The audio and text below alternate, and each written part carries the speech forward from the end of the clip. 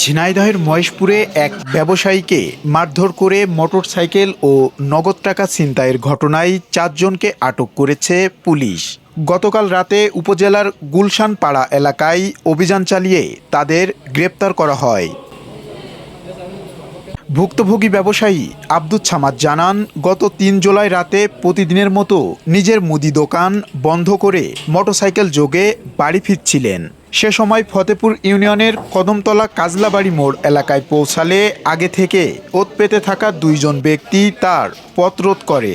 পরে তাকে মাটিতে ফেলে বেধড়ক মারপিট করে মোটরসাইকেল, মোবাইল ফোন ও নগদ টাকা নিয়ে পালিয়ে যায়।